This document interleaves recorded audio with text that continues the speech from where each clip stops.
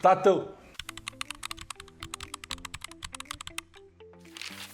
건설 미장, 제가 아는 한도 내에서 얘기를 드리면, 제가 아는 건설 미장은 수지 미장과 그 다음에 레미탈로 하는 미장 두 가지로 분류할 수 있어요. 보통 뭐 신축이나 아파트 뭐 이렇게 지을 때 들어가는 게 이제 생 골조를 치고 나서 그 위에 마감을 할 때 여러 가지의 방법이 있지만 그 중에 하는 게 수지 미장, 뭐 견출이라고도 부르는데 그 견출로 하는 미장이 있고 그 다음에 레미탈로 하는 미장이 있어요.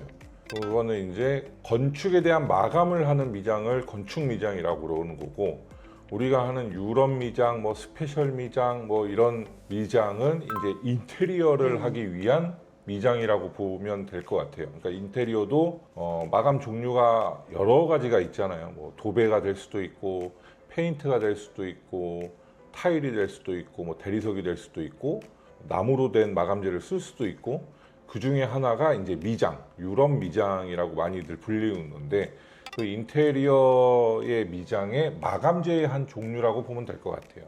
맞습니까? 예. 대표님이 또 건축 미장을 하셨잖아요. 제가 원래 미장 출신이긴 한데, 제가 옛날에 미장을 할 때는 그냥 뭐 수지 미장 아니면 레미탈 미장, 옛날엔 레미탈이 나오기 전부터 미장을 했는데, 그때는 이제 모래를 아주 아픈 기억이 있죠. 하루에 제가 일을 배울 때 15톤 차 모래를 한 차를 혼자 치라고 해가지고 혼자 15톤을 친 적도 있어요. 쳤다는 게 뭐예요? 체에 쳤다는 체에 얘기예요. 쳤다고. 체에 모래가 들어오면 모래가 굵어요. 돌도 들어가 있고 그치. 막 이런데, 정말 15톤 차 한 차를 혼자서 치는데 와. 아주 죽다 살아났어요. 옛날엔 그렇게 일을 배웠답니다. 이제 건설 미장이라고 하면 두께를 두껍게 올려서 벽에 평탄화를 위해서 이제 구조를 잡는 미장이라고 생각하시면 될 것 같고, 저희가 하는 뭐 유럽 미장이나 스페셜 미장이나 뭐 이런 거는 이제 인테리어 마감, 굉장히 얇게 레이어를 여러 번 올려서 좀 모양도 내고 디테일도 내고 해서 이제 마감을 하는 한 종류의 미장이라고 생각하시면 될 것 같아요. 세월이 변할수록 조금씩 세련된 방법의 마감재들이 나오는 것 같아요. 그 중에 하나라고 보시면 될 것 같습니다.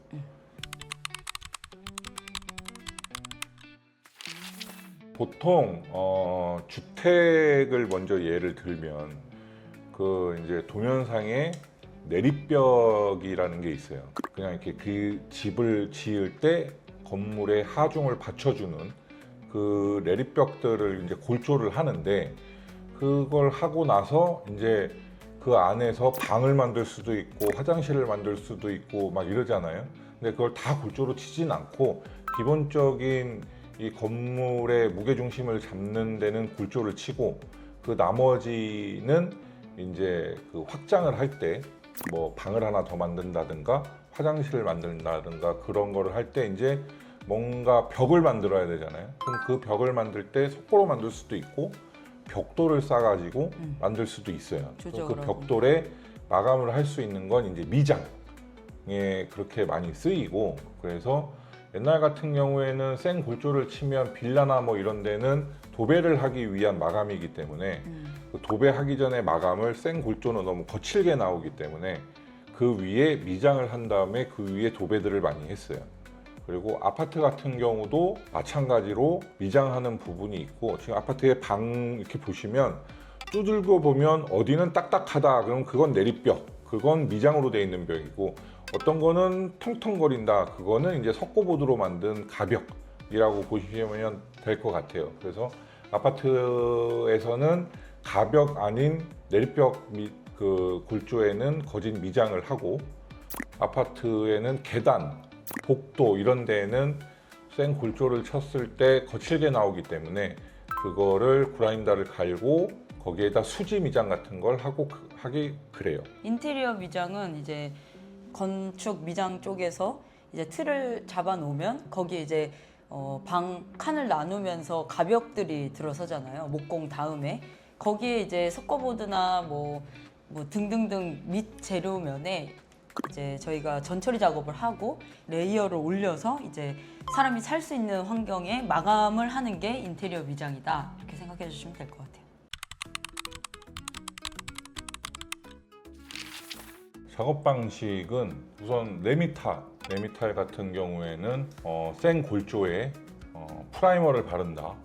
프라이머의 용도는 대부분 많이 쓰는 게 건축 인테리어 미장에서 쓰는 프라이머랑은 조금 틀린 개념이에요. 몰다인이라는 제품을 쓰는데 그게 이제 약간의 먼지 제거와 시멘트를 접착시키는 역할을 해주면서 주 용도는 먼지 제거가 우선이다. 접착의 역할을 약간 해주는, 그 다음에 시멘트에 물을 부어서 거기에 메도칠이라는 약품을 넣어서 세멘트만 개서 쓰는 거를 지금 용어는 뭐라고 하는지 모르겠지만 옛날에 그걸 고수리라고 했는데 그 고수리를 발라서 바른 다음에 그 고수리가 마르기 전에 그 레미탈을 발라서 마감을 합니다. 그게 건축 미장의 방법이고, 이 인테리어 미장의 같은 경우에는 바탕면이 뭐에 따라서 밑작업이 조금 틀려지는데 그건 뭐 세부적으로 나뉘면 뭐 너무 많고, 대부분 인테리어 석고. 미장은 석고로 예를 들면 석고에는 퍼티 작업이라는 걸 하고 석고와 석고에 연결된 조인 부위를 막을 수 있는 크랙이 가지 않는 그 하지면의 바탕면을 작업을 하고, 그리고 일반적으로 인테리어에서 사용하는 프라이머, 약간 저희가 요즘 쓰는 프라이머는 약간 규사가 있는 프라이머를 쓰는 거를 추천합니다. 모티브 스톤에서도 규사가 있는 프라이머를 만들어서 그 프라이머를 바른 다음에 미장을 시공을 합니다. 미장의 시공 방법은 여러 가지 패턴이 있지만 그거는 이제 고객들이 원하는 대로 원레이어가 될 수 있고 투레이어가 될 수가 있고 또 쓰리레이어가 될 수도 있고, 그거는 이제 레퍼런스에 따라서 변경이 됩니다. 그렇게 마감을 한다고 보면 됩니다. 그럼 이제 건축 미장에서 얘기해 주신 프라이머랑 인테리어 미장에서 방금 말씀해 주신 그 샌드 프라이머의 약간 차이점은, 건축 미장을 할 때 시멘트를 올릴 때 완전 다 건조된 바탕면에 이제 자재를 올리게 되면 급격히 빨면서 똑 떨어지는 경우가 있어요. 그래서 좀 촉촉한 상태에서 이제 미장 자재를 올려야지 접착이 잘 돼서 이제 프라이머나 고수리가 그런 역할을 하는 거고, 이제 인테리어 미장에서는 이 프라이머가 약간 규사가 있는 걸 쓰는 이유가 자재를 바를 때 약간의 규사가 벽에 붙어 있으면 면이 토돌토돌 하거든요. 거기에 이제 딱 압착이 잘 되게 마찰력을 좀 키워주면서 접착의 역할과 아까랑 비슷한 이제 먼지 제거의 역할도 해주고, 밑 바탕면 색을 잡아주는, 밑색을 좀 잡아주는 그런 역할도 하고, 약간의 차이는 있지만 그래도 공정의 큰 그림은 사실 건축 미장이나 인테리어 미장이나 비슷한 면이 많다, 이렇게 말씀드리면 될 것 같아요.